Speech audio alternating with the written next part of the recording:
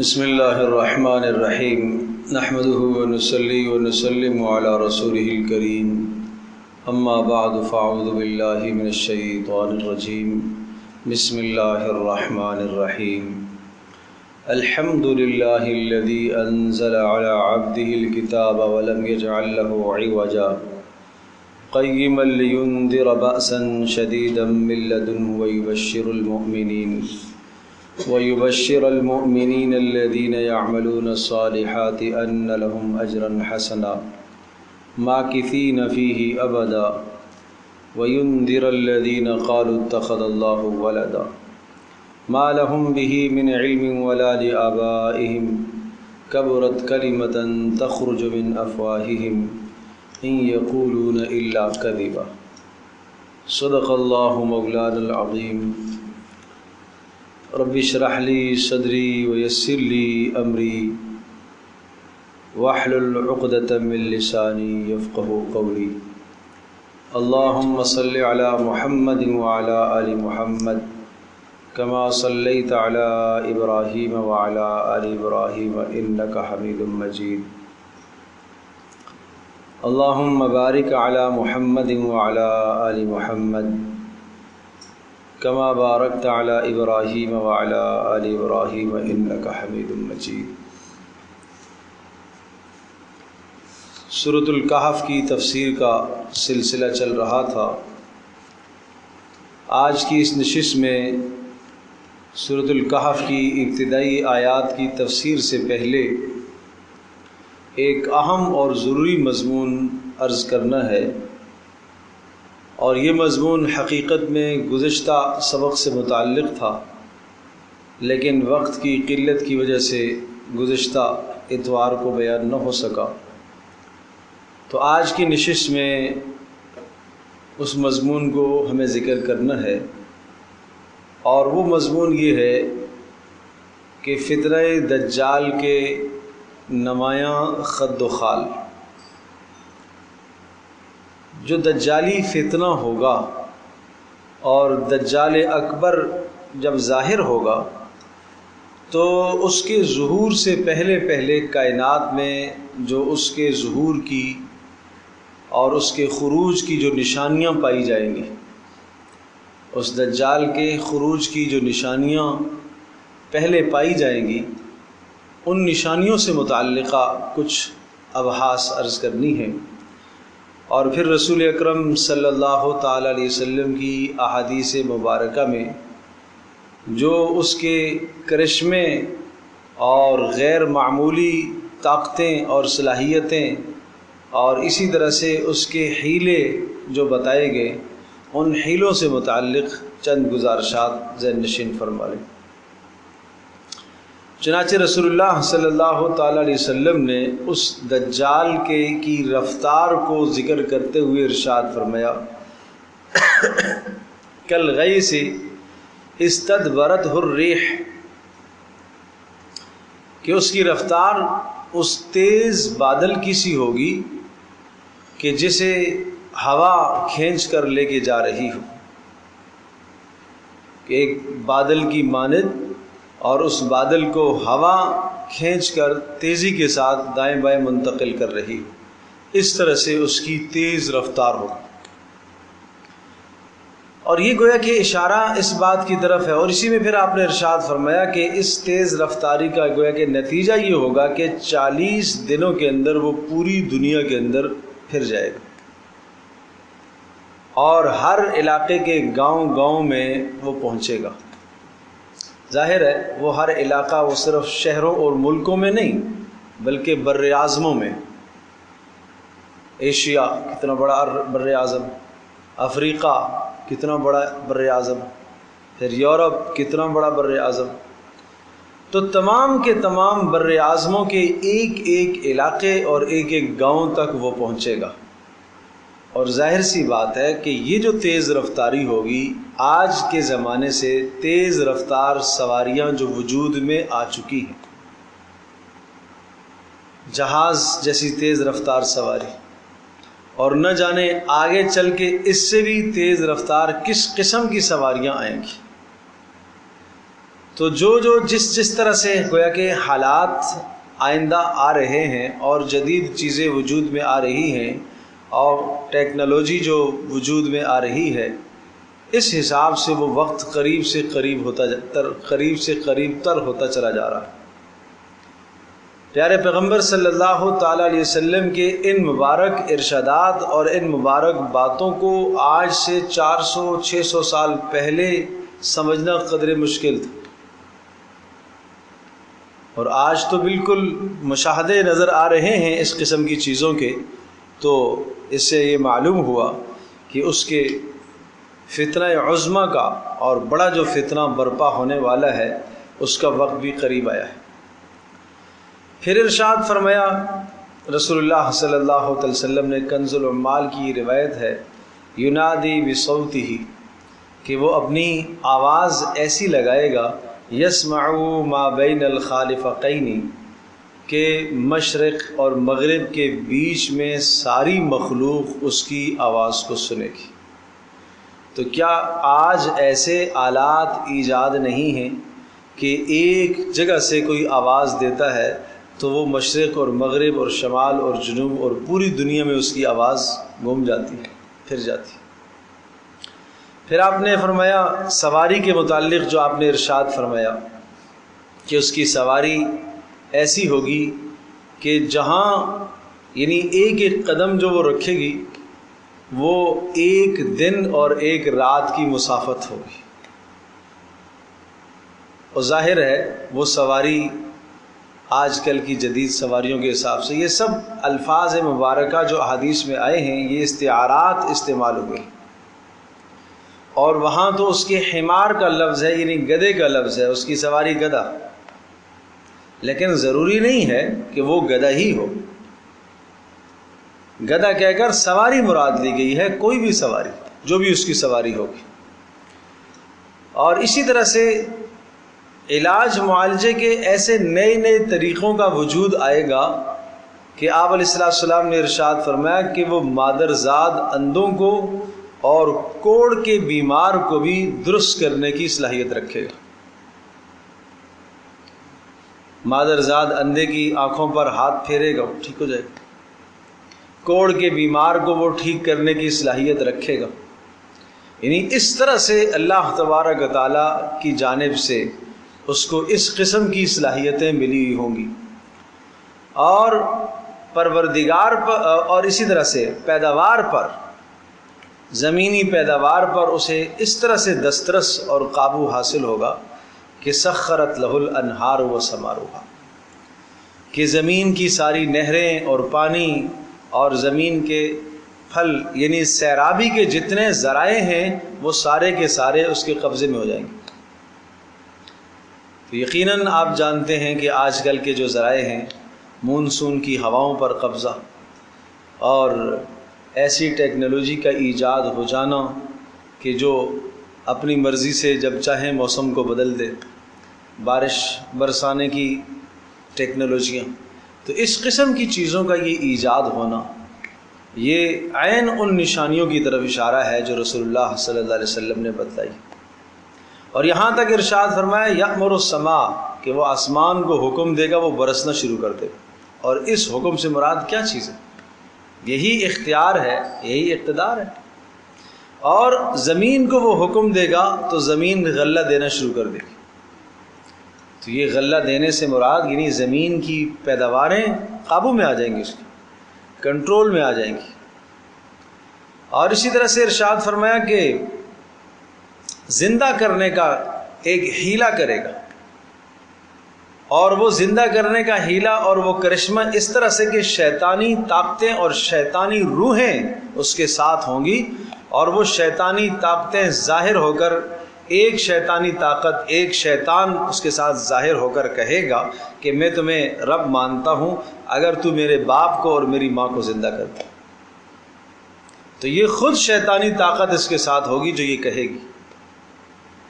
پھر ایک دوسری شیطانی طاقت اٹھ کے آ جائے گی، اور یہ جب کہے گا کہاں ہیں، کہاں مدفون ہیں، فلاں جگہ پر مدفون، اور وہ جائے گا، وہاں جا کے کہے گا کھڑے ہو جاؤ، تو ایک شیطانی طاقت اٹھے گی اور وہ کہے گی، وہ باپ کی شکل میں ہوگی، ماں کی شکل میں ہوگی اس آدمی کے، اور یہ کہے گی کہ میں تمہارا باپ ہوں اور میں تمہاری ماں ہوں۔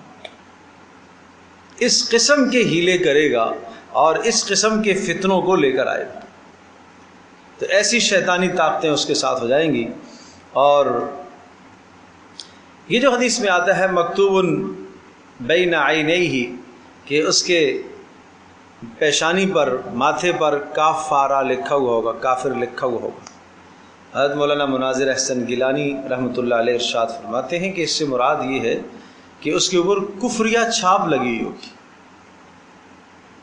اس مکتوب سے، اس لکھے ہوئے سے مراد کفریہ چھاپ ہوگی۔ جیسے آپ کہتے ہیں اس کے چہرے پر تو نفست ٹپک رہی ہے، لکھا ہوا تو کچھ نہیں ہے لیکن اس کے چہرے پر نفست ٹپک رہی ہے۔ اب اس کے چہرے پر یہ کفر وہی محسوس کرے گا جس کے دل میں ایمان ہوگا، یہ وہی محسوس کرے گا جس کے دل میں کیا ہوگا؟ ایمان ہوگا۔ جو نور اور ظلمت میں فرق کر سکے گا، جس کو ایمانی طاقت اللہ وہ عطا کرے گا کہ اس ایمانی طاقت کی وجہ سے وہ فرق کر سکے گا۔ اس قدر سنگین فتنہ ہوگا، رسول اللہ صلی اللہ تعالی وسلم نے فرمایا تم اس سے دور ہی رہنا۔ اگر تم میں سے کسی کے زمانے میں اس کا خروج ہو جائے اور وہ نکل کے آ جائے تو تم اس سے دور ہی رہنا، اس لیے کہ آپ نے ارشاد فرمایا اللہ کی قسم ایک آدمی ایسا ہوگا جو یہ اس کے پاس آئے گا اور وہ کہے گا مجھے یہ کیا کر سکتا ہے، میرا کیا بگاڑ سکتا ہے، یہ تو کافر ہے، یہ تو دجال ہے، یہ میرا کیا بگاڑے گا۔ لیکن جیسے ہی یہ آدمی اس کے قریب جائے گا اس کے فتنے میں مبتلا ہو جائے گا، اس کے فتنے میں مبتلا ہو جائے گا۔ اور پچھلی نشست میں ایک روایت عرض کر چکا ہوں جس میں بیان کیا تھا کہ ایک زمانہ آئے گا کہ فتنے اس قدر ہوں گے، جو بھی آدمی فتنوں کی طرف جھانکے گا فتنوں میں پڑ جائے گا۔ تو کیا اس زمانے میں ضرورت نہیں ہے ہم اپنے آپ کو، اپنی نسلوں کو ان تمام کے تمام فتنوں سے آگاہ کریں، اور صرف آگاہی نہ دیں، ہم اپنی اولادوں اور اپنے نسلوں کے ایمان کا تحفظ کریں اور ایمان کو مضبوط اور ایمان کو بنانے کی محنت کریں، اس لیے کہ ایمان ہی کی طاقت کی وجہ سے وہ آدمی ان فتنوں سے بچ سکے گا، ایمانی نور کی وجہ سے ان فتنوں سے بچ سکے گا۔ اور پھر ارشاد فرمایا کہ اس کے فتنے میں نا عورتیں بہت زیادہ پڑ جائیں گی، عورتیں فتنوں میں زیادہ پڑ جائیں گی۔ آج جو جدید فتنے آ رہے ہیں، عریانی کے فتنے، فحاشی کے فتنے، آزادی کے نام پر فتنے، کیا ان فتنوں کے اندر عورتیں آگے آگے سیر فہرست نہیں ہیں؟ بالکل ہے۔ اور یہاں تک ارشاد فرمایا کہ ایک آدمی اپنے گھر میں آ کر اپنی ماں کو باندھے گا اور اپنی بیٹی اور اپنی خالہ اور اپنی پھوپھی یا جن جن کی وہ کفالت کرتا ہے ان سب کو وہ باندھ دے گا، رسیوں سے باندھنے کی کوشش کرے گا کہ کہیں یہ باہر دجال کی طرف نہ چلی جائے، دجال کے فتنوں میں نہ برپا ہو جائے۔ ایسے قوانین آج اگر مسلط ہو رہے ہیں کہ جن قوانین میں گھریلو زندگی کا حشر ہی بگڑ جاتا ہے، کہ جن قوانین کی اتباع کرنے کے نتیجے میں خاندان کا شیرازہ بکھر جائے گا، کہ جو میاں اور بیوی کا تعلق ہے اور جو باہمی اعتماد ہے، اس اعتماد اور اس تعلق میں کبھی باہمی چپقلش بھی ہو سکتی ہے، باہمی رنجش بھی ہو سکتی ہے۔ ایسی رنجشوں کا اصول اور ضابطہ قرآن کیا بتاتا ہے، رسول اللہ صلی اللہ علیہ وسلم کی احادیث مبارکہ سے وہ ضابطہ کیا ملتا ہے کہ میاں بیوی کی رنجشیں گھر کے اندر ہی حل کی جائیں،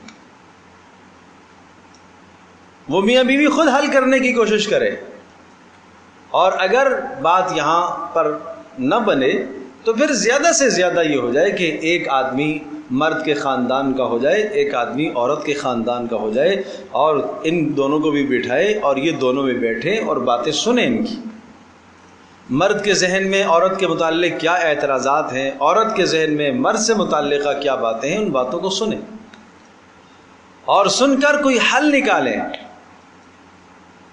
اور کتنے لوگوں کو کہا گیا؟ صرف 2 کو، پورے مجمع کو نہیں. کیوں؟ یہ گھریلو زندگی، یہ نجی زندگی،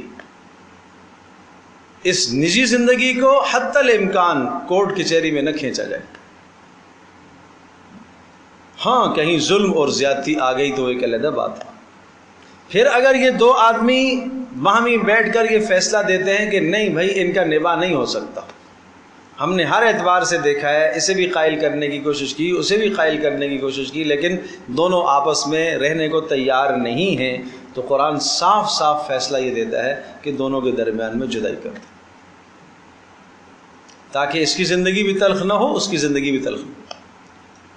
تو میں عرض کر رہا ہوں، یہ تو میں نے ایک اصول بتایا، ورنہ آئلی قوانین، میرا اس میں ارادہ تھا کہ میں آئلی قوانین پر مستقل نشستیں رکھوں کہ اسلام ہمیں آئلی زندگی کس طرح سے سکھاتا ہے.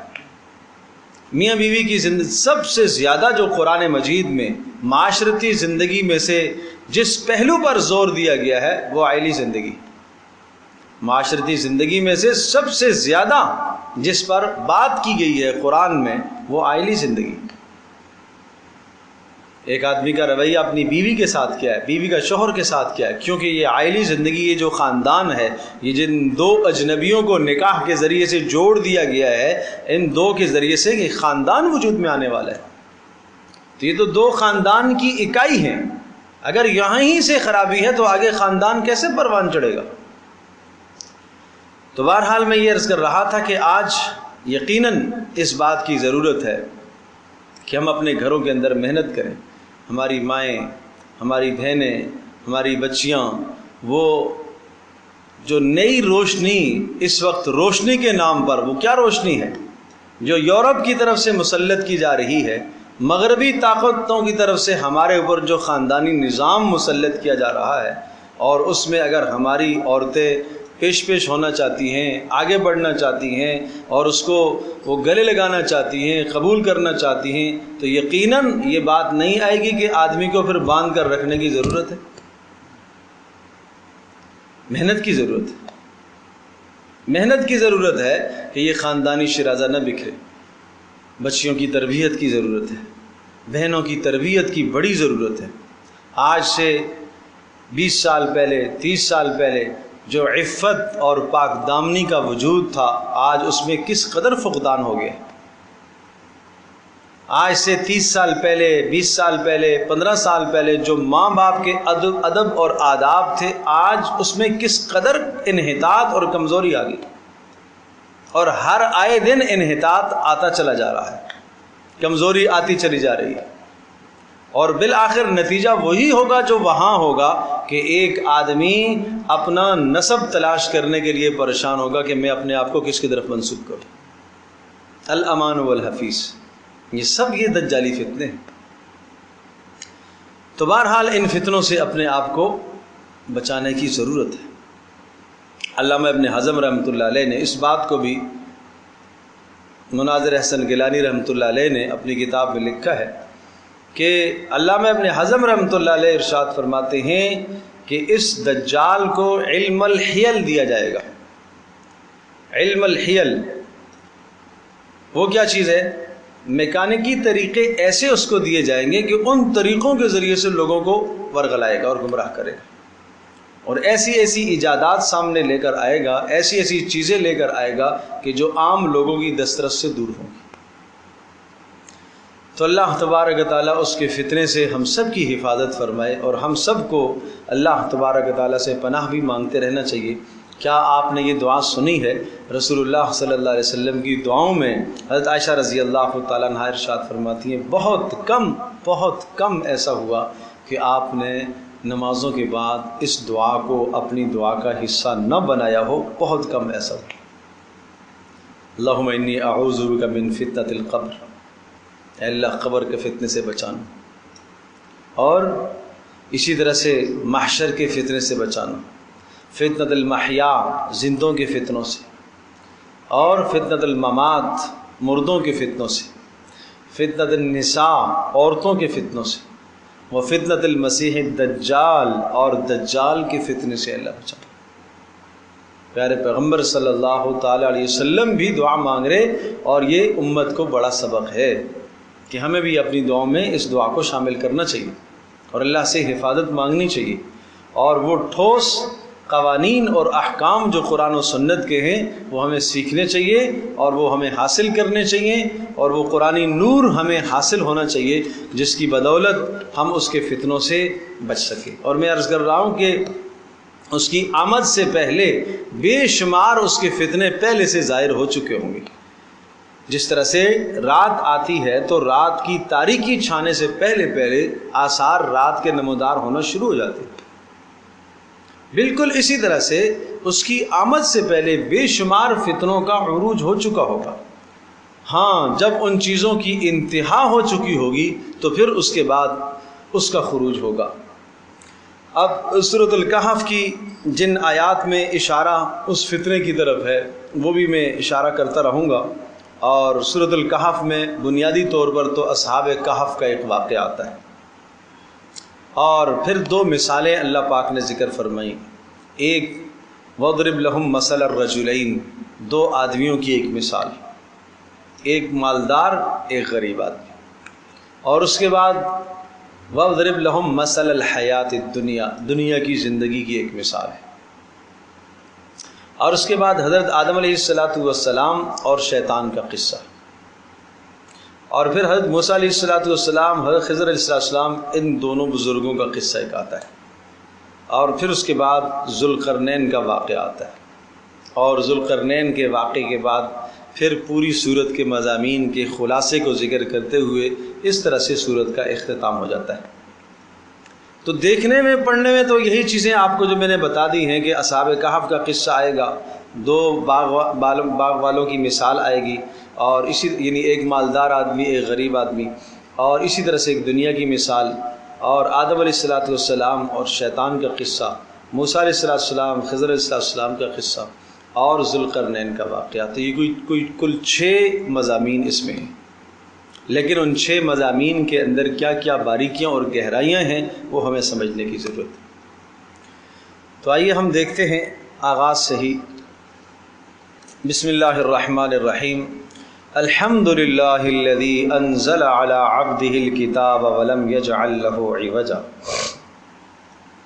ساری تعریفیں اس اللہ، اس پاک پروردگار کے لیے، اس اللہ تبارک تعالیٰ کے لیے ساری کی ساری تعریفیں۔ الذی انزل علی عبدہ الکتاب، اس اللہ کی تعریفیں کہ جس نے نازل کی، جس نے اتاری، علی عبدہ اپنے بندے پر، الکتاب ایک اہم کتاب جس نے اپنے بندے پر اتاری، ولم یجعل لہ عوجا، اور اس نے نہیں بنایا اس کتاب میں کسی قسم کی کجی کو، اس کتاب میں کسی قسم کی کجی اس نے نہیں رکھی۔ قیماً، اور یہ ایسی کتاب ہے کہ جو قیم ہے، جو منسوخ ہونے والی نہیں ہے، یہ قیامت تک ہے۔ لینذر بأسا شدیدا، اور یہ اس لیے ہے لینذر، تاکہ وہ رسول ڈرائے، بأسا شدیدا، ایک سخت تکلیف سے، بأس فتنے سے، جنگ سے، من لدنہ، جو خاص طور پر اللہ کی جانب سے وہ باعث شدید آئے گی۔ وَيُبَشِّرَ الْمُؤْمِنِينَ، اور تاکہ یہ خوشخبریاں سنائے اہل ایمان کو، الَّذِينَ يَعْمَلُونَ الصَّالِحَاتِ، جو نیک اعمال کریں گے۔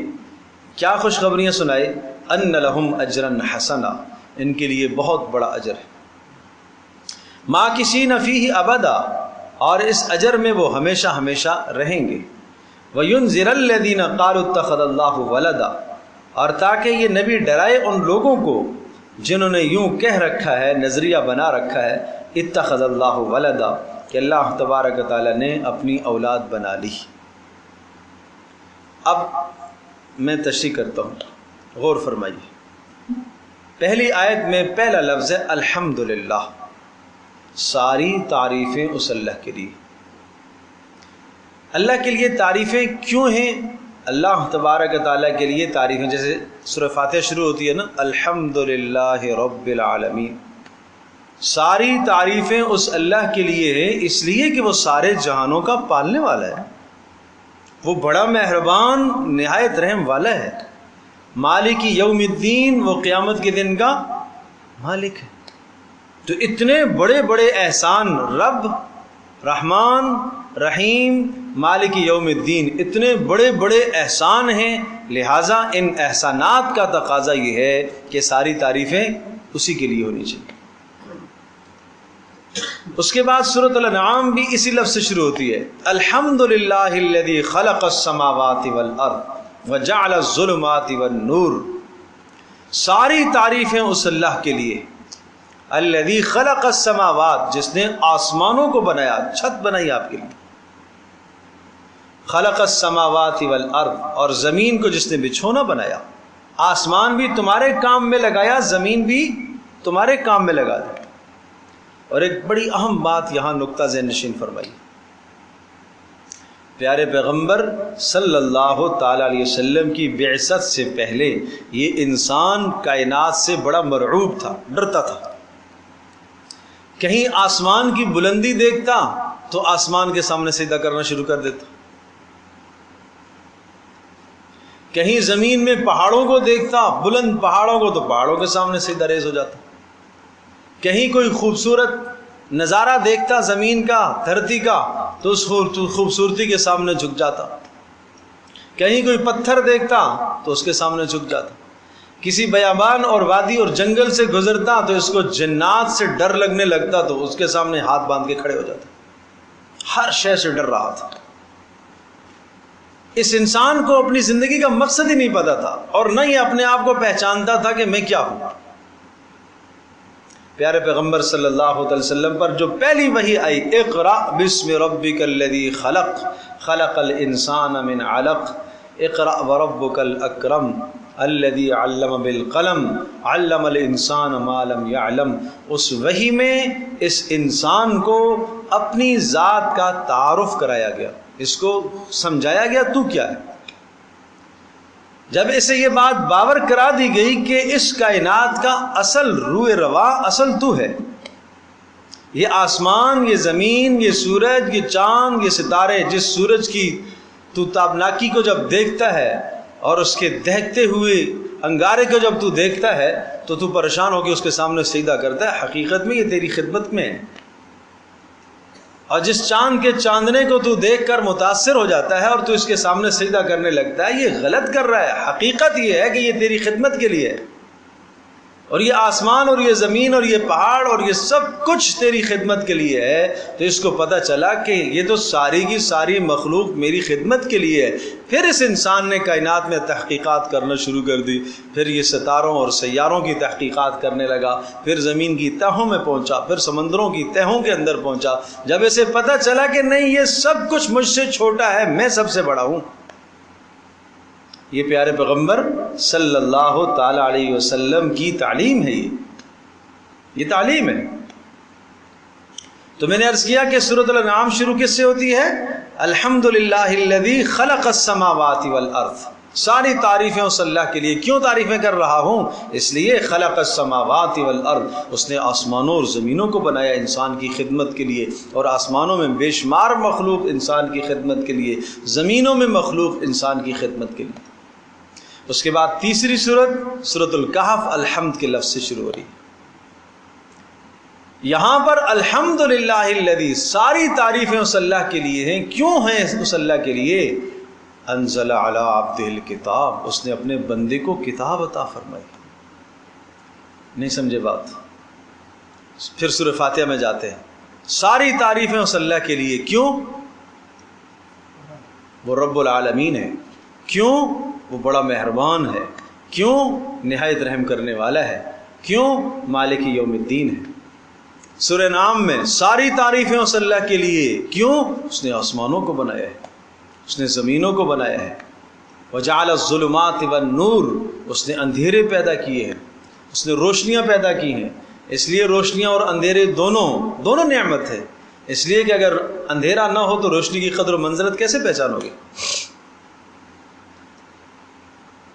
اس لیے اب سورۃ الکہف میں ساری تعریفیں اس اللہ کے لیے۔ کیوں؟ بولو بھائی، اس نے کتاب اتاری ہے. دو بڑے احسان ہیں، دو بڑے احسان ہیں. اس نے کتاب اتاری ہے، انزلہ، اس نے قانون دیا ہے تمہیں. آنے والے قیامت تک آنے والے فتنوں سے بچنے کے لیے تمہیں ایک قانون دیا ہے اس نے، اور اس کتاب میں تمہارا نظام زندگی موجود ہے، اور اس کتاب میں اس پروردگار کو راضی کرنے کے سارے طریقے موجود ہیں. یہ اس کا احسان عظیم ہے تمہارے اوپر، اس لیے ساری تعریفیں اس اللہ کے لیے. اور ایک اور احسان عظیم، صرف کتاب ہی نہیں، کتاب سکھانے والا معلم علی عبدہ، اپنے بندے پر کتاب اتاری، ساتھ معلم بھی دیا تمہیں. کتنی کتابیں اتری آسمان سے؟ کل 4 کتاب، باقی صحیفے ہیں. انبیاء رسول کتنے آئے؟ انبیاء اور رسول کتنے ہیں؟ بولو کتنے؟ 1,24,000، کم و بیش 1.25 انبیاء علیہ الصلوۃ والسلام، اور کتابیں کتنی؟ 4. تو یہ کیا اشارہ ہے؟ یہ کیا اشارہ ہے؟ یہ اشارہ اس بات کی طرف ہے کہ اللہ کا قانون سمجھانے کے لیے، اللہ کی کتاب کو سمجھانے کے لیے معلم کتاب بھی ضروری ہے. معلم کتاب کی اہمیت سمجھائی ہے کہ کس قدر اس کی اہمیت ہے، کس قدر اس کی اہمیت ہے. آج جو لوگ اللہ کی کتاب کو بغیر معلم اور مربی کے سمجھنا چاہتے ہیں، ان کے لیے گمراہی کے راستے پھر کھلتے ہیں. اسی کو کہا سورۃ البقرہ میں یضل بہ کثیرا ویہدی بہ کثیرا، اس کے ذریعے سے بہت ساروں کو پھر ہدایت ملتی ہے اور بہت سارے گمراہی کی طرف جاتے ہیں. اللہ ہم سب کی اس گمراہی سے حفاظت فرمائے. تو اس لیے کتاب کو سیکھو، اللہ کے کلام کو سیکھو، کسی معلم کسی استاد سے سیکھو.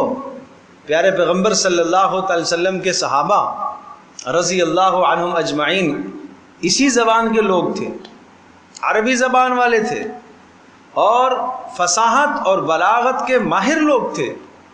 بے شمار آیات میں رسول اللہ صلی اللہ علیہ وسلم سے جا کے پوچھتے تھے، اللہ کے رسول اس سے کیا مراد ہے؟ یہ اللہ پاک نے یہ ارشاد فرمایا، یہ کیا مراد ہے اس سے؟ انہیں بھی ضرورت پڑتی تھی رسول اللہ صلی اللہ علیہ وسلم سے پوچھنے کی. گویا کہ وہ لوگ باوجود یہ کہ کتاب ان کی زبان میں، لیکن معلم کے وہ بھی محتاج تھے، مربی کے وہ بھی محتاج تھے، مزکی کے وہ بھی محتاج تھے. رسول اللہ صلی اللہ علیہ وسلم نے تربیت فرمائی، دلوں کا تزکیہ فرمایا، کتاب کی تعلیم عطا فرمائی. تو اس لیے اللہ کی تعریف ہے، ساری تعریفیں اس اللہ کے لیے جس نے 2 عظیم الشان احسانات کیے ہیں. کیا؟ انزل علی عبدہ الکتاب، اپنے ایک تو کتاب عطا کی، نمبر 2 کتاب کو سکھانے والا بندہ بھی دیا، معلم بھی دیا، رسول بھی دیا، اس کی زندگی تمہارے لیے نمونہ بنائی ہے. تو یہ اشارہ اس بات کی طرف ہے کہ آنے والے جتنے فتنے ہیں، ان فتنوں سے بچنے کے لیے 2 عظیم الشان نعمتیں اگر آپ کے پاس رہیں اور آپ نے ان کو تھامے رکھا تو دنیا کا کوئی فتنہ تمہارا کچھ نہیں بگاڑ سکتا. ایک اللہ کی کتاب، دوسرا سنت رسول صلی اللہ علیہ وسلم. یہ سمجھایا جا رہا ہے. تو چونکہ آگے فتنوں کی طرف اشارہ ہے تو اس لیے شروع میں کتاب اور رسول کی بات آ گئی. وَلَمْ يَجْعَلْ لَهُ عِوَجًا، اور کتاب کی 2 صفات اللہ پاک نے ذکر فرمائی. ایسی عظیم الشان کتاب، وَلَمْ يَجْعَلْ لَهُ عِوَجًا، اس میں کسی قسم کی کجی نہیں ہے، کسی لفظ میں، کسی معنی میں، کسی پیشن گوئی میں، کسی گزشتہ تاریخ میں، کہ گزشتہ تاریخ قرآن نے کوئی سنائی ہو، بعد میں کسی نے کہا نہیں یہ غلط واقعہ ہے، کوئی اسے جھٹلا نہیں سکتا. آئندہ کسی معاملے کی پیشن گوئی قرآن نے کی ہو اور وہ ایسا ثابت نہ ہوا ہو جیسے پیشن گوئی کی گئی، کوئی ایسا نہیں کہہ سکتا. تو اس کے معنی میں کوئی کجی نہیں، اس کے لفظ میں کسی جگہ پر کوئی کجی نہیں ہے کہ یہ لفظ ذرا موضوع نہیں تھا، اس کی جگہ پر یہ لفظ آ جاتا تو زیادہ موضوع تھا. آپ کوئی بھی کتاب پڑھتے ہیں تو پڑھتے میں یقیناً آپ کہتے ہیں بہت بہترین کتاب ہے، مؤلف اور مصنف نے بڑی محنت کی ہے اس پر.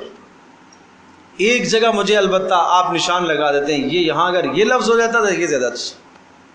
آپ ایک تجزیہ کر سکتے ہیں.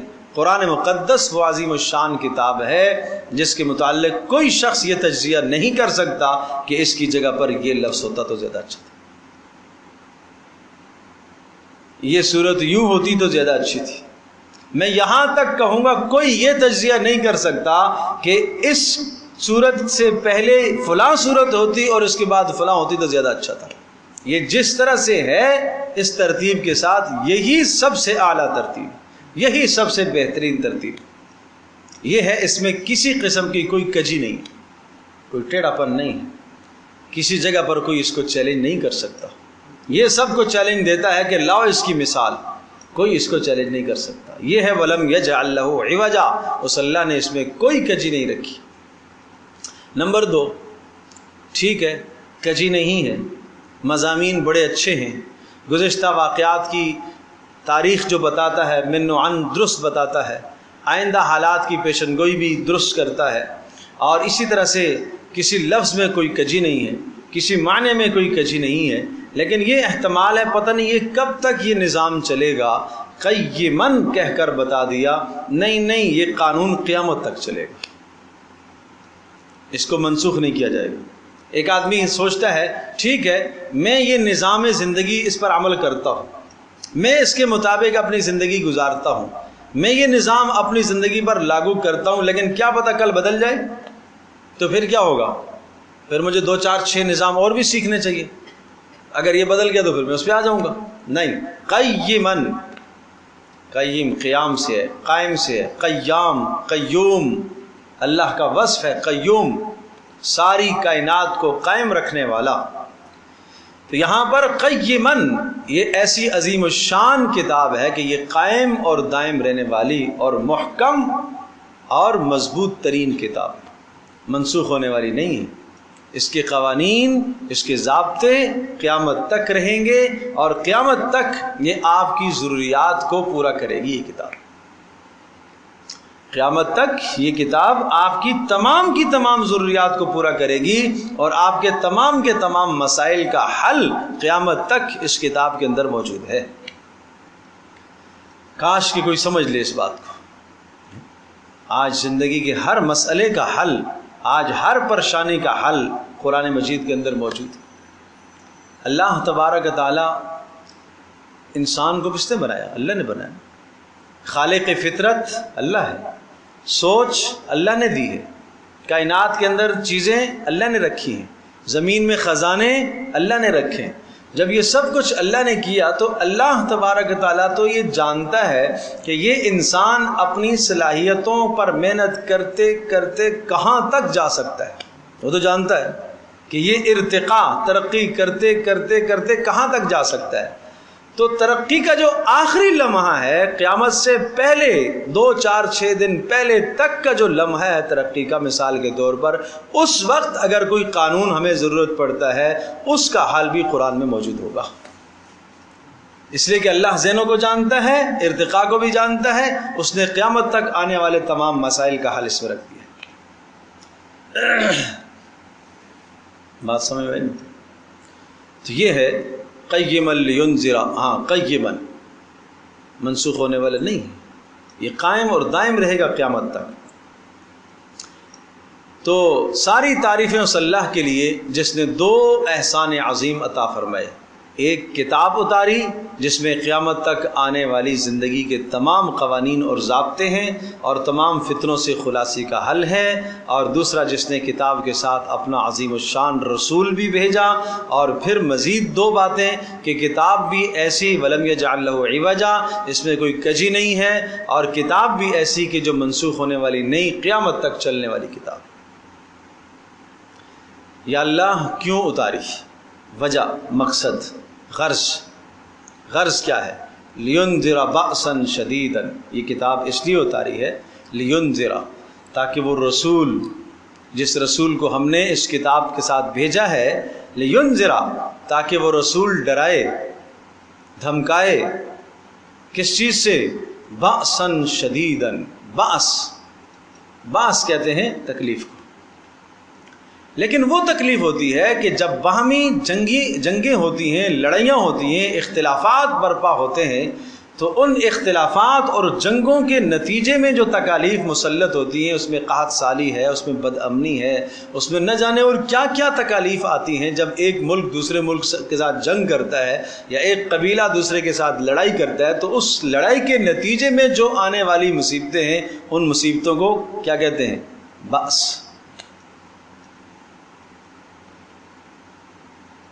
وَهُوَ الْقَاهِرُ فَوْقَ عِبَادِهِ قُلْ هُوَ الْقَادِرُ عَلَىٰ أَن يَبْعَثَ عَلَيْكُمْ عَذَابًا مِّن فَوْقِكُمْ أَوْ مِن تَحْتِ أَرْجُلِكُمْ أَوْ يَلْبِسَكُمْ شِيَعًا وَيُذِيقَ بَعْضَكُمْ بَأْسَ بَعْضٍ۔ کہاں وہ پروردگار قادر ہے، قُلْ هُوَ الْقَادِرُ عَلَىٰ أَن يَبْعَثَ عَلَيْكُمْ عَذَابًا مِّن فَوْقِكُمْ، اوپر سے عذاب لے کر آئے، أَوْ مِن تَحْتِ أَرْجُلِكُمْ، یا تمہارے نیچے سے عذاب لے کر آئے، او یلبسکم شیعن، یا تمہیں آپس میں گتھم گتھا کر دے، خلط ملط کر دے، اختلافات میں ڈال دے، پھر ویذیق بعضکم بأس بعض، اور تم میں سے بعض کو پھر تکلیفیں پہنچاؤ۔ یہاں پر بھی بعض کا لفظ استعمال ہوا۔ اسی طرح سے ایک جگہ پر سورہ حشر میں ارشاد ہے بأسہم بینہم شدید تحسبہم جمیعا وقلوبہم شتیٰ۔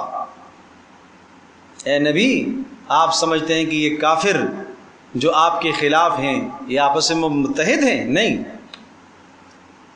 ان کے دل پھٹے ہوئے ہیں ایک دوسرے سے اور آپس میں لڑائیاں ہیں، لیکن یہ اسلام کے خلاف سب مل کے آ جاتے ہیں، الکفر ملۃ واحدہ، سب کے سب اسلام کے خلاف ڈٹ کے آ جاتے ہیں۔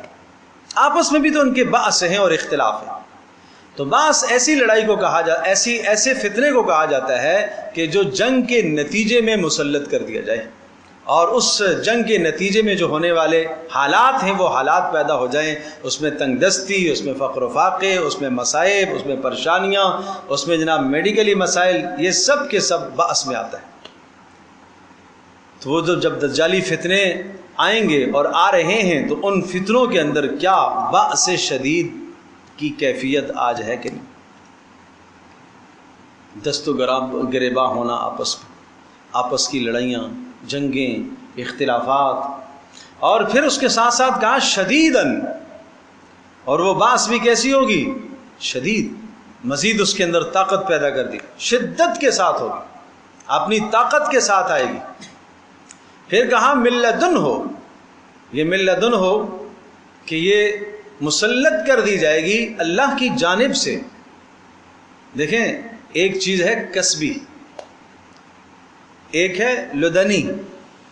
جیسا کہ ایک آدمی اسباب اختیار کر کے کوئی علم حاصل کرتا ہے تو اس علم کو علم کسبی کہتے ہیں، اس نے کسب کیا، اس نے محنت کی۔ اور ایک یہ کہ بغیر سبب کے اللہ پاک اس کو الہام کر دے، اس نے نہ کسی سے پڑھا، نہ کسی سے سیکھا، کچھ بھی نہیں کیا، اللہ نے اسے دے دیا، اس کو کہتے ہیں لدنی۔ جیسے کہ قرآن میں آیا ہے حضرت خضر کے بارے میں، آگے اسی میں آئے گا وَعَلَّمْنَاهُ مِن لَّدُنَّا عِلْمًا، ہم نے خضر کو اپنی جانب سے علم دیا ہے، کسی سے جا کے سیکھا نہیں ہے، اس نے کوئی سبب اور ذریعہ نہیں استعمال کیا، کوئی کاغذ قلم استعمال نہیں ہوا، کوئی آلات علم میں سے دیگر ذریعہ استعمال نہیں ہوا، بلکہ ہم نے اسے علم دیا ہے۔ تو اس کو کیا کہتے ہیں؟ لدنی، جو بغیر اسباب کے ہو۔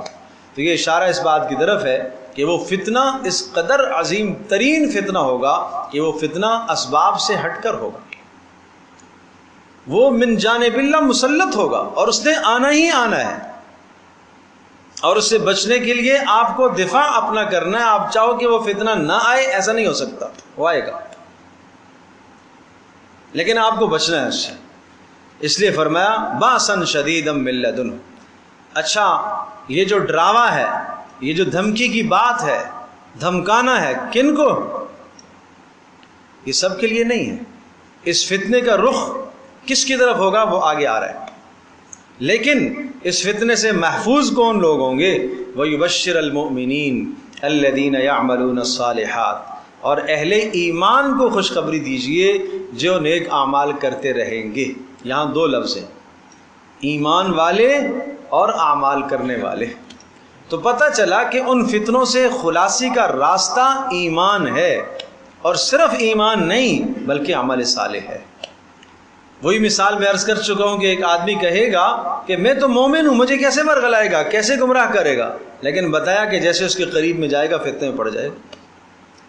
صرف مومن ہونا کافی نہیں ہے، جب تک مومن کے ساتھ، ایمان کے ساتھ عمل صالح کی طاقت نہیں ملے گی آپ فتنوں سے نہیں بچ سکیں گے۔ اب عمل صالح کا مطلب صرف نماز نہیں ہے، عمل صالح کا مطلب صرف قربانی اور حج اور زکوٰۃ نہیں ہے۔ عمل صالح کا مطلب یہ ہوا کہ آپ اپنی زندگی کو مکمل طور پر اس قرآن کے سپرد کر دیں۔ بس اپنے معاملات، اپنی معاشرت، اپنی تہذیب، زندگی کا ہر گوشہ آپ اس کے سپرد کر دیں، مکمل طور پر آپ اس کے سپرد کر دیں۔ یہ ہے عمل صالح۔ ایک آدمی بڑا نمازی ہے، بڑا پرہیزگار ہے، لیکن عائلی زندگی کے اندر بڑا کمزور ہے، اس کے پاس عمل صالح پورا نہیں ہے۔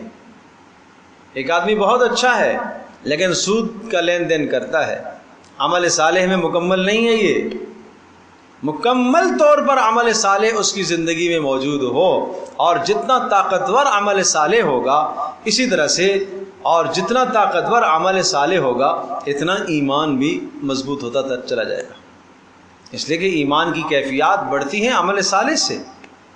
بھائی آپ دیکھتے نہیں ہو کہ جب رمضان المبارک کا مہینہ آتا ہے آپ کے اعمال میں اضافہ ہوتا ہے، ترقی ہوتی ہے، تو اس اعمال کے اضافے کے نتیجے میں ایمانی کیفیات بڑھ جاتی ہے، اللہ سے محبت بڑھنے لگتی ہے، آخرت کا خوف اور پیدا ہونے لگتا ہے۔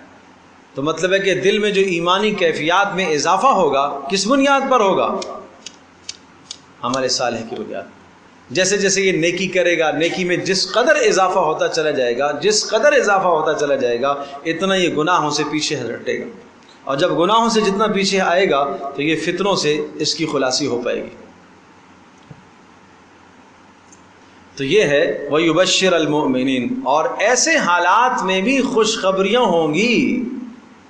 قیامت تک وہ بڑے کے بڑے فتنے جو ہر طرف سے منہ کھول کر بیٹھے ہوئے ہوں گے اور پورا نگلنے کے چکر میں ہوں گے، ایسے حالات میں بھی ایماندار بندے ان فتنوں سے محفوظ رہیں گے۔ تو یہ بات یہ ہے کہ اسے ڈرنا تو ضرور چاہیے، لیکن خلاصی کا راستہ بھی سمجھایا کہ ایمان اور عمل صالح، اور پھر ان فتنوں سے بچنے کے لیے کچھ تجرد اور تنہائی کا راستہ چاہیے آپ کو۔ آگے اس لیے اصحاب کہف کا تذکرہ آتا ہے، ان فتنوں سے بچنے کے لیے اصحاب کہف والی زندگی کو اپنانا ہوگا، اصحاب کہف والی زندگی کو اپنانا ہوگا۔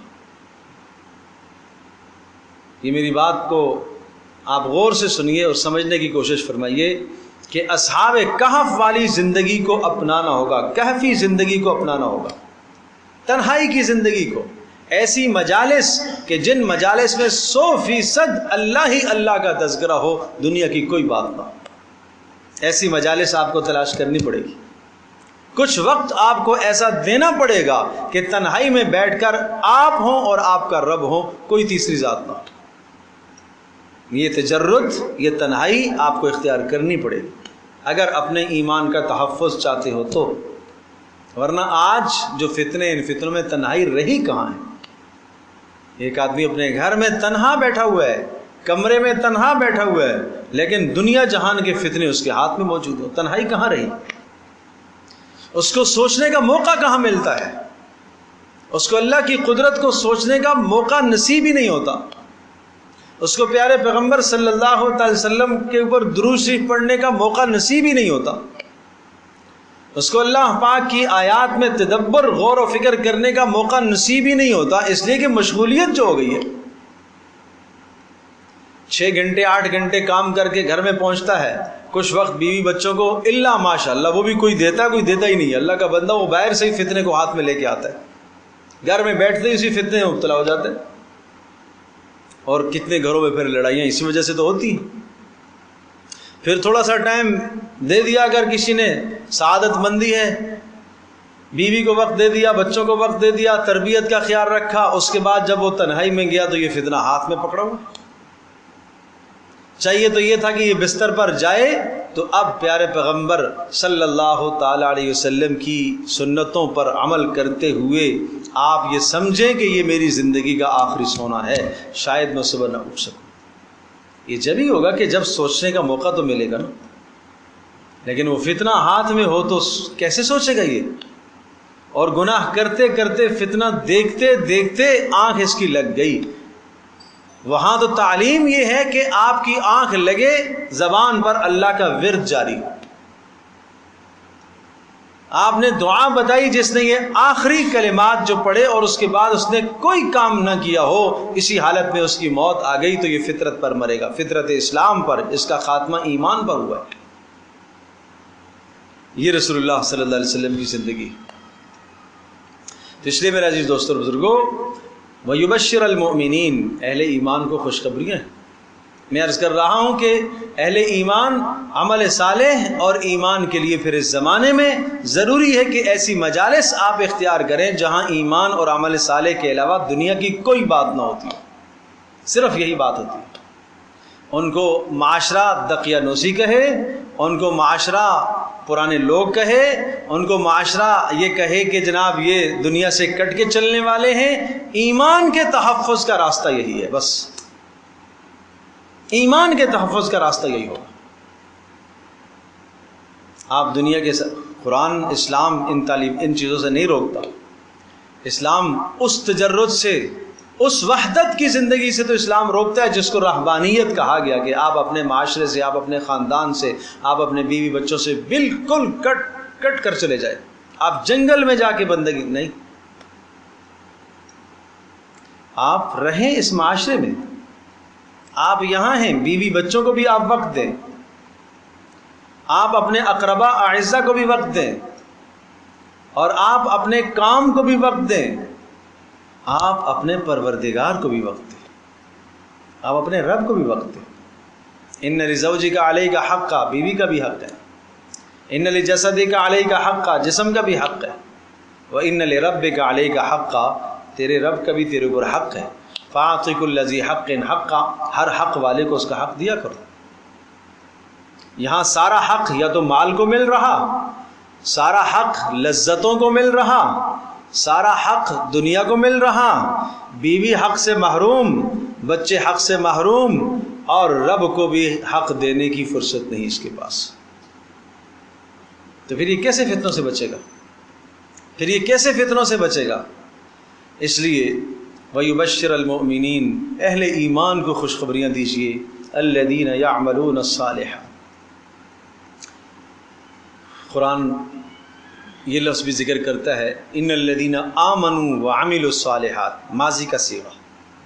یہاں یعملون مضارع کا صیغہ ہے.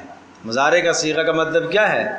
جو مسلسل اعمال کرتے رہیں گے. نجات کس کو ہوگی؟ جو مسلسل اعمال کرتے رہیں گے.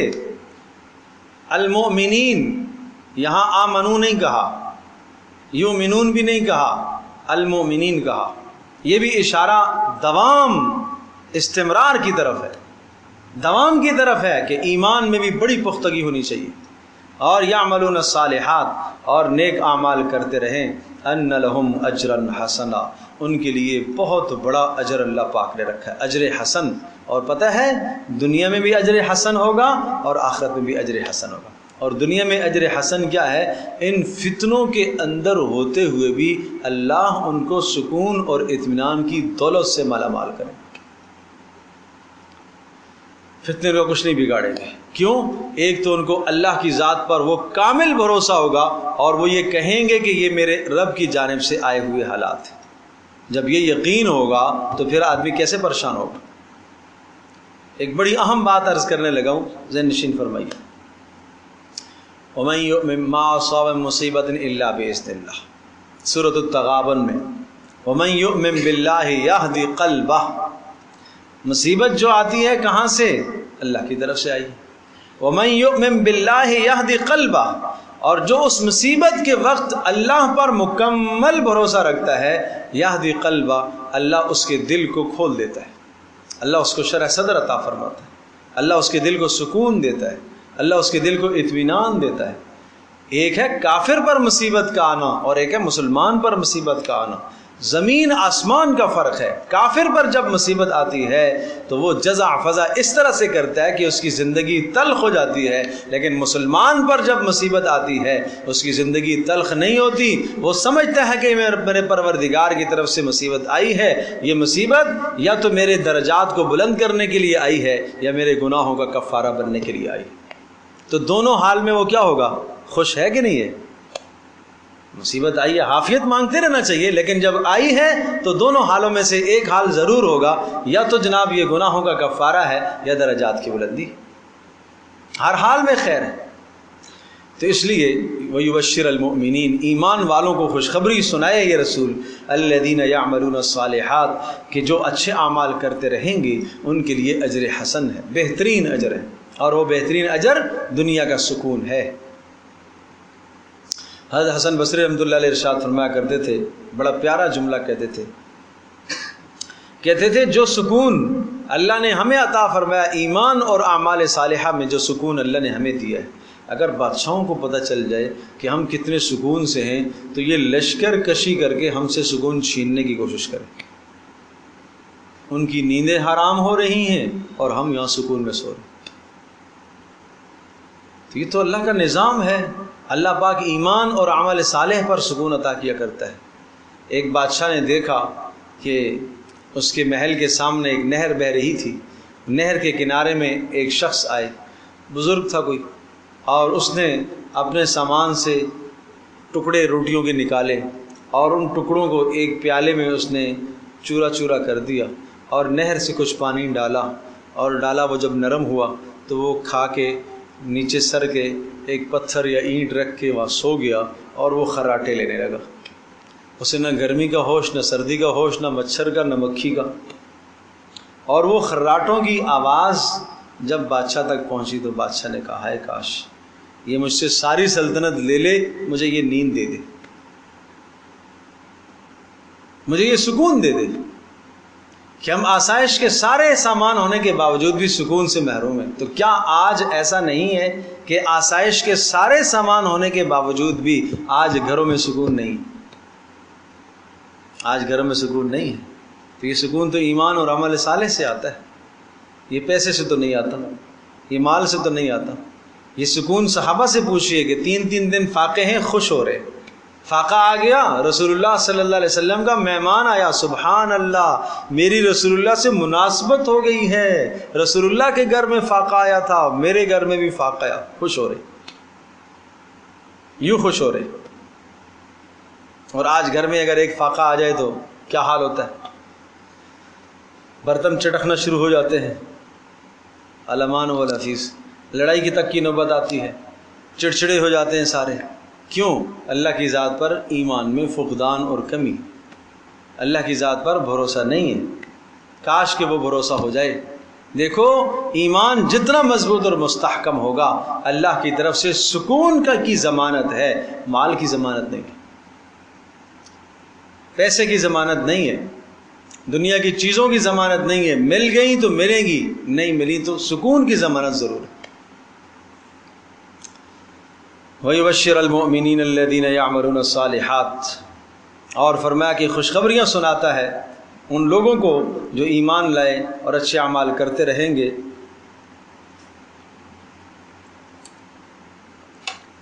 أَنَّ لَهُمْ أَجْرًا حَسَنًا، کہ ان کے لیے اجر حسن ہے، مَاكِثِينَ فِيهِ أَبَدًا، اور یہ ایسا اجر ایمان اور عمل صالحہ کے نتیجے میں ملنے والا اجر، وہ ایک دن کا نہیں ہے، وہ 2 دن کا نہیں ہے، ایمان اور عمل صالح کے نتیجے میں ملنے والا سکون وہ دائمی سکون ہوتا ہے۔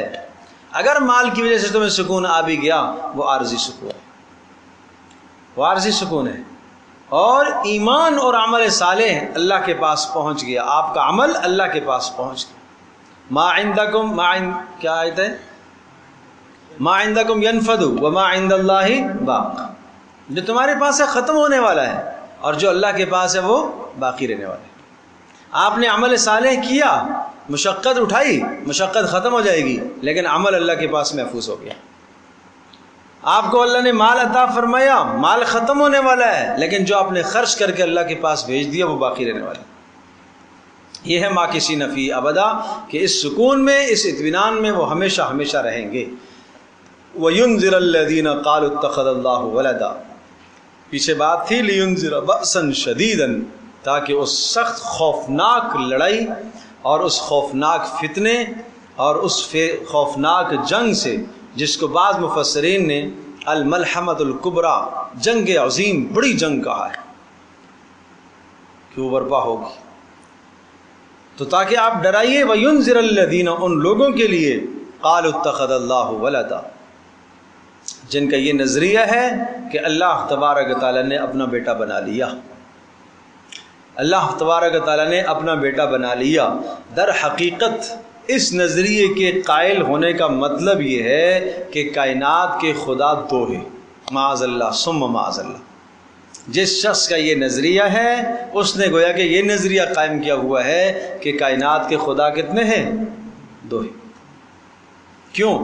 اس لیے کہ اگر معاذ اللہ ثم معاذ اللہ، الیاذ باللہ، نقل کفر نباشد، کہ اگر اللہ تبارک و تعالیٰ کسی کو بیٹا بنا لیتا ہے اور اللہ کی اولاد پیدا ہوتی ہے، اللہ کا ولد بیٹا پیدا ہوتا ہے، تو بیٹا باپ کی طرح ہوتا ہے، بیٹا باپ کی طرح ہوتا ہے۔ جب بیٹا باپ کی طرح ہوتا ہے تو جب باپ الہ ہے، رب ہے، تو بیٹا بھی کیا ہوگا؟ الہ ہوگا۔ تو پھر دو الہ ہو گئے، اللہ پاک تو اس سے پاک ہے۔ نمبر دو، دوسری خرابی اس نظریے کی یہ آئے گی کہ اگر یہ تسلیم کر لیا جائے کہ اللہ کے یہاں اولاد ہے، ولد ہے، ولد، اور ولد بیٹے کو کہتے ہیں، اور والد کس کو کہتے ہیں؟ باپ کو کہتے ہیں۔ تو پھر جو والد ہوتا ہے وہ اپنے ولد کا خالق نہیں ہوتا۔ آپ کی جو اولادیں ہیں، بیٹے بیٹیاں ہیں، وہ آپ کی اولاد ہیں، آپ کے ولد ہیں، اور آپ ان کے کیا ہیں؟ والد ہیں۔ آپ خالق تو نہیں ہیں نا، خالق نہیں ہیں، آپ والد ہیں۔ تو والد اپنے ولد کا وہ کیا ہوتا ہے؟ وہ والد ہوتا ہے، وہ خالق نہیں ہوتا۔ تو پھر پتہ یہ چلے گا اس نظریے سے، یہ لازمی نتیجہ برا یہ نکلے گا کہ اللہ تبارک تعالیٰ اپنے ولد کا والد ہے، خالق نہیں ہے۔ تو پھر اللہ کے ولد کا خالق کوئی اور ہوا۔ جب خالق کوئی اور ہوا تو دو خدا ہو گئے، دو خالق ہو گئے۔ بات سمجھے بھائی؟ نمبر تین، اللہ تبارک تعالیٰ کے لیے ولد یہ عیب ہے۔ کیوں؟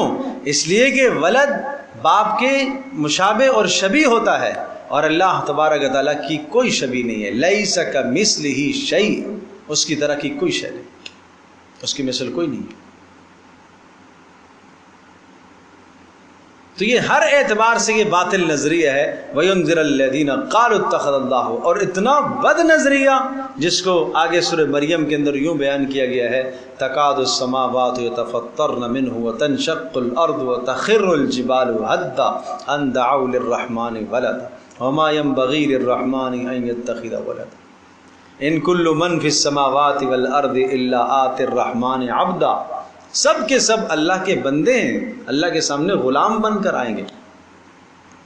اور جب کوئی آدمی یوں کہتا ہے کہ اللہ کے یہاں ولد ہوا ہے، اللہ کا بیٹا ہوا ہے، اللہ نے بیٹا چنا ہے، تو آسمان پھٹنے لگتا ہے، زمین پھٹنے لگتی ہے، پہاڑ ریزہ ریزہ ہونے لگتے ہیں کہ یا اللہ یہ کیا بکواس کر رہا ہے۔ ان اللہ یمسک السماوات والارض ان تزولا، آسمان زمین کو اللہ پاک نے اگر نہ روکا ہوا ہوتا تو وہ پھٹ چکے ہوتے۔ ایسا زہریلا جملہ، ایسا زہریلا کلمہ یہ بولتا ہے، اور یہ سخت گالی ہے اللہ کو۔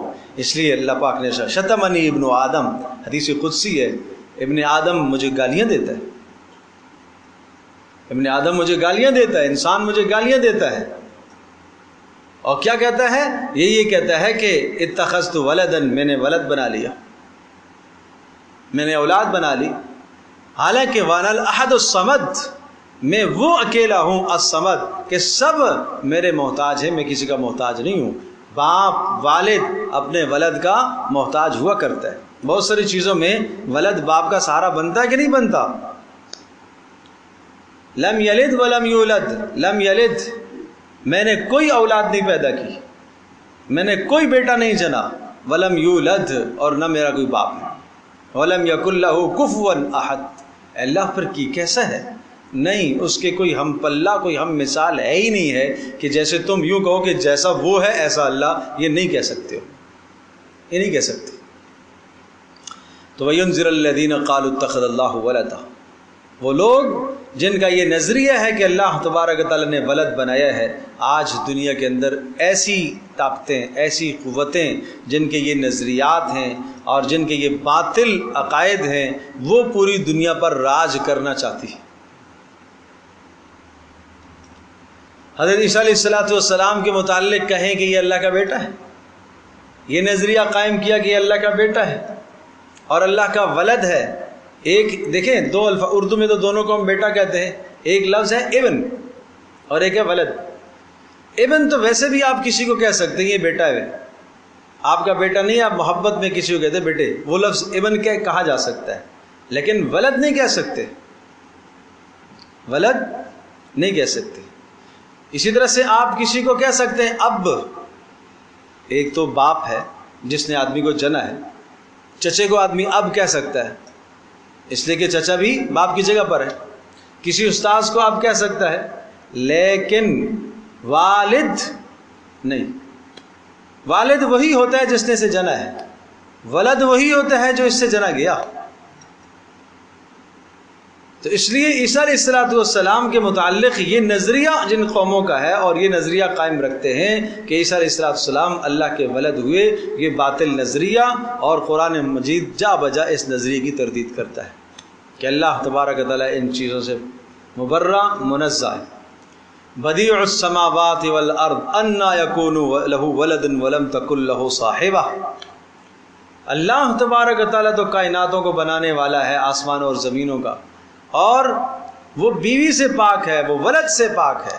وَخَلَقَ كُلَّ شَيْءٍ، ہر شے کو اس نے، اب دیکھو یہاں لفظ پر غور کیجئے گا، بدیع السماوات والارض انا یکون لہ ولد، کیسے اس کا ولد ہو سکتا ہے، وَلَمْ تَكُن لَهُ صَاحِبَةٌ، اور اس کی بیوی بھی نہیں ہے۔ آگے کیا فرمایا، وَخَلَقَ كُلَّ شَيْءٍ، اس نے ہر شے کو پیدا کیا ہے۔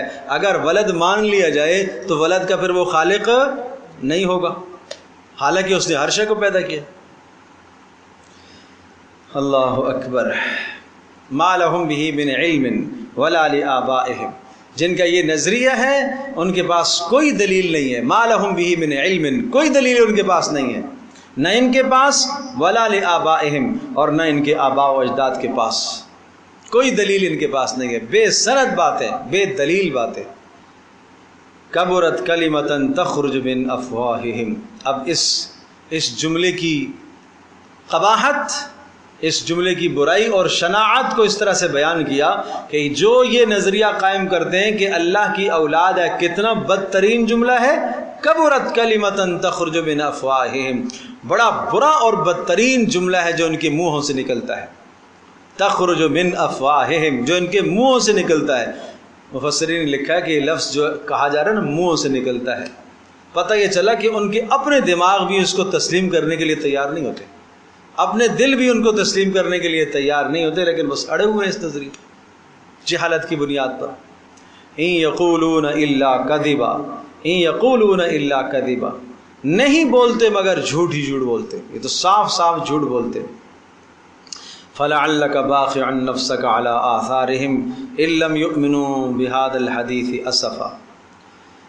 فَلَعَلَّكَ بَاخِعٌ نَفْسَكَ، آگے پیارے پیغمبر صلی اللہ تعالی علیہ وسلم کو ایک تسلی دی، فَلَعَلَّكَ بَاخِعٌ نَفْسَكَ، پھر ایسا کیوں ہے، کیا بَاخِعٌ نَفْسَكَ عَلَىٰ آثَارِهِمْ، آپ ان کے پیچھے اپنی جان کو ہلاک کر ڈالیں گے، آپ اپنے آپ کو ان کے پیچھے مار ڈالیں گے۔ إِن لَّمْ يُؤْمِنُوا بِهَٰذَا الْحَدِيثِ، اگر وہ اس بات پر ایمان نہیں رکھتے، اسفن، افسوس کرتے ہوئے اپنے آپ کو مار ڈالیں گے۔ پیارے پیغمبر صلی اللہ تعالی علیہ وسلم کبھی کبھی غم کی کیفیت میں ہو جاتے تھے کہ میں خیر خواہ ہوں، میں اللہ کا رسول ہوں، اللہ پاک نے کتاب دے کر مجھے بھیجا ہے، 100% ان کی خیر خواہی چاہتا ہوں، یہ بات نہیں مانتے، تو کبھی کبھی دل کڑتا تھا، دل دبتا تھا، اور کوئی ذریعہ سامنے نظر آتا جائز اس کو اختیار کرتے. شاید اس طرح سے یوں کہوں گا تو یہ ایمان لے آئیں گے, شاید ادھر سے یہ ایمان لے آئیں گے, شاید اس راستے سے ایمان لیں. ہر راستہ آپ علیہ السلام نے اختیار فرمایا, اور جب وہ راستہ اختیار کرتے اور پھر بھی جو ہے وہ ایمان نہ لاتے تو دل کڑتا تھا. اس پر اللہ پاک نے تسلی دی ہے کہ فَلَعَلَّكَ بَاخِعٌ نَفْسَكَ, آپ اپنے آپ کو ہلاک کر ڈالیں, آپ اپنے آپ کو ہلاک نہ کر ڈالیں. مقدر ہدایت اللہ پاک نے جس کو دینی ہے, لکھی ہے, اللہ اسے دے گا.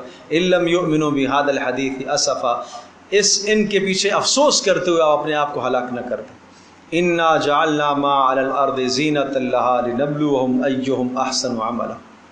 اب یہاں دو باتیں ذہن نشین فرمائیے گا. اس آیت میں دو باتوں کی طرف بڑا اہم اشارہ ہے. ایک تو یہ ایمان نہیں لاتے. کیوں نہیں لاتے؟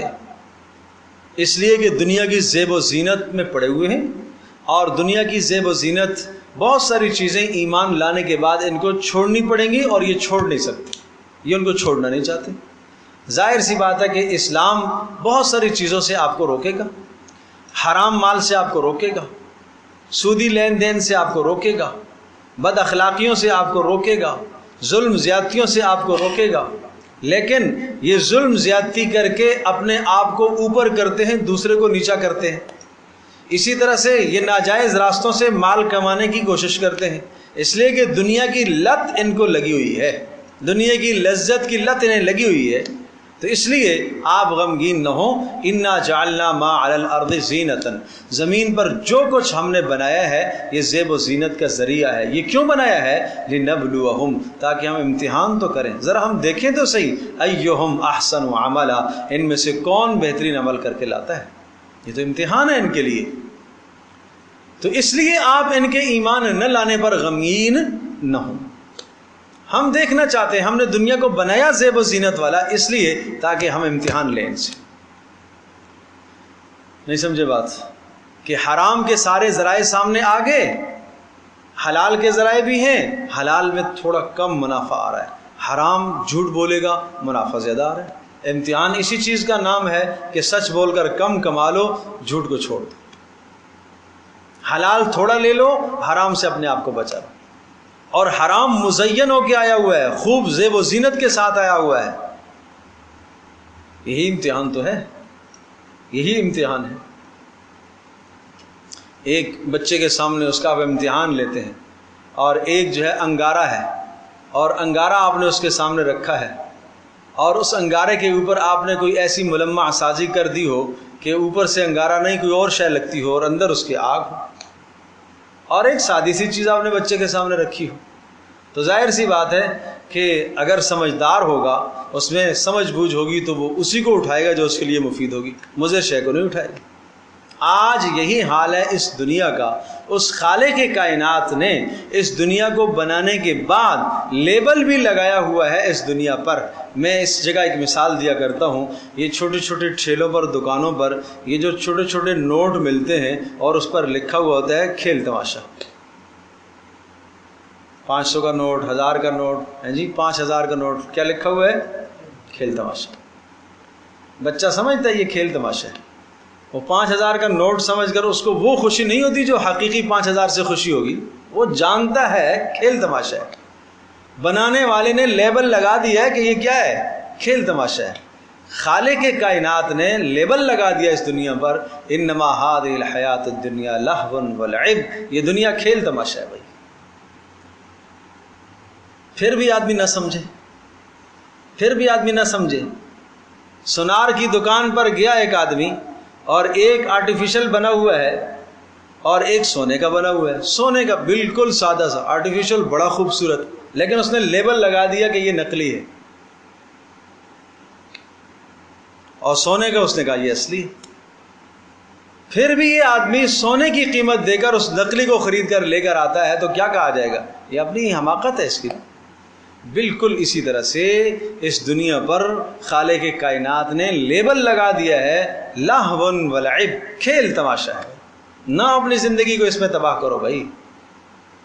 وَإِنَّ الْآخِرَةَ لَهِيَ الْحَيَوَانُ, حقیقی زندگی تو آخرت کی زندگی ہے. اس کے مقابلے میں یہ کچھ نہیں ہے, یہ کچھ نہیں ہے. آخرت کے مقابلے میں آخرت کی زندگی کو سونا سمجھو, یہ مٹی ہے, کچھ نہیں. اللہ اکبر. اس دنیا کی حقیقت کو سمجھانے کے لیے سورۃ الحدید میں ایک بڑا خوبصورت مضمون ذکر کیا. انما الحیات الدنیا لعب ولہو وزینۃ وتفاخر بینکم وتکاثر فی الاموال والاولاد.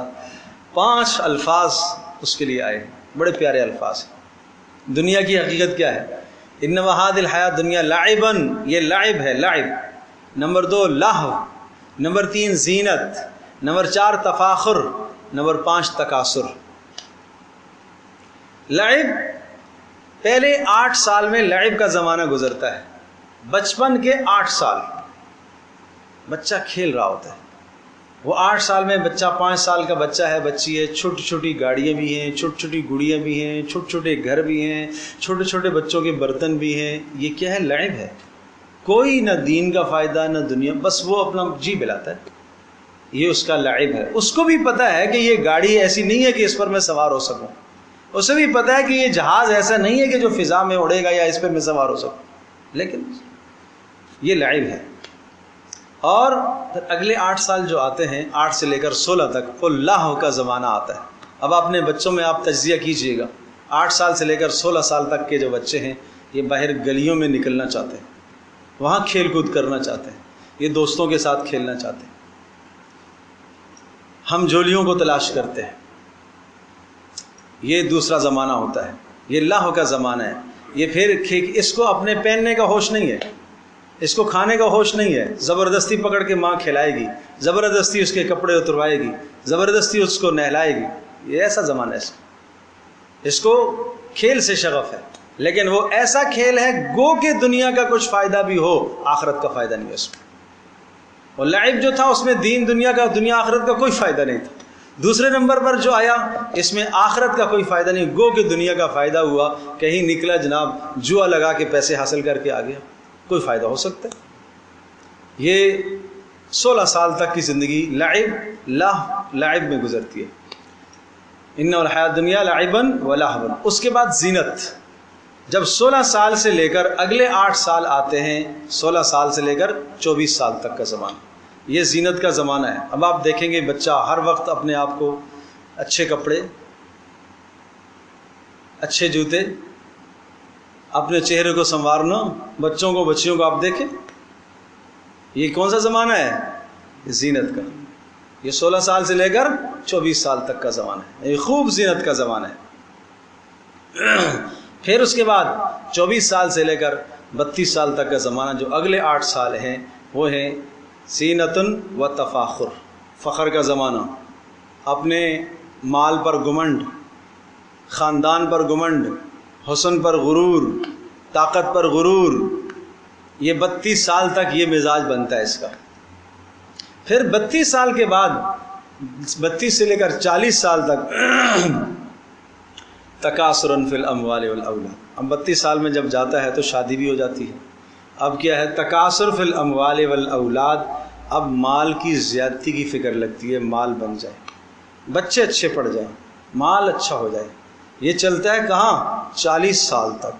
40 سال میں جا کے ہوش ٹھکانے آتا ہے. کمثل غیث اعجب الکفار. یہ 40 سالہ جو تم نے زندگی گزار دی، کمثل غیث، یہ ایک بادل کی مانند ہے. دیکھ کے کسان کو بڑا اچھا لگا. اعجب الکفار نباتہ، اور اس جو بادل برسا، غلے زمین سے نکلے، دیکھ کے جی خوش ہوا. اعجب الکفار نباتہ ثم یہیج فتراہ مصفرا ثم یکون حطاما. پھر اچانک وہ سارا کا سارا سبزہ، اچانک ظاہر سی بات ہے کہ عروج کے بعد زوال تو ہے، کاٹے گا مالک اسے، بغیر کٹ جائے گا. اسی طرح سے 40 سال کی زندگی گزر گئی. ایک نہ ایک دن ایسا وقت آئے گا، موت کا بلاوا آ جائے گا، سب کچھ ختم ہو جائے گا. تو اس زندگی کو سمجھو. یہ قرآن نے جس انداز سے زندگی کو سمجھایا ہے، یہ زینت. تو لفظ زینت سے مجھے بات یاد آ گئی، ہاں، کہ انا جعلنا ما علی الارض زینتا. زمین پر جو کچھ ہم نے بنایا یہ کیا ہے؟ بولو بھائی، یہ زیب و زینت ہے. کیوں بنایا؟ لنبلوہم ایہم احسن عملا، ہم آزمانا چاہتے ہیں کہ کون کیا عمل کر کے آتا ہے۔ باقی اس زیب و زینت کے پیچھے جو آپ ایک دوسرے کو قتل کرتے ہو، ایک دوسرے کی جانیں مارتے ہو، ایک دوسرے کی عزتوں کو لوٹتے ہو، اس مال کے پیچھے، اس اقتدار کے پیچھے، اس دنیا کے پیچھے، دیکھنا وَإِنَّا لَجَاعِلُونَ مَا عَلَيْهَا صَعِيدًا جُرُزًا، ہم اس زمین کو، اس دنیا کو چٹیل میدان بنائیں گے، میدان بنائیں گے اس کو چٹیل، سب ختم کر دیں گے۔ اور سورۃ الزلزال میں کیا ارشاد فرمایا؟ یومئذ تحدث اخبارها نہیں واخرجت الارض اثقالها، زمین اندر کے دفینے نکال کے باہر پھینک دے گی۔ پھر انسان کہے گا اچھا اس کی خاطر، اس مال کی خاطر، یہ سونا چاندی سب سامنے پڑا ہوا ہوگا، اس کی خاطر ہم نے رشتہ داریاں قطع کی ہیں، اس مال کی خاطر ایک دوسرے کو قتل کیا، اس مال کی خاطر ہم نے دنیا میں عزتوں کو پامال کیا۔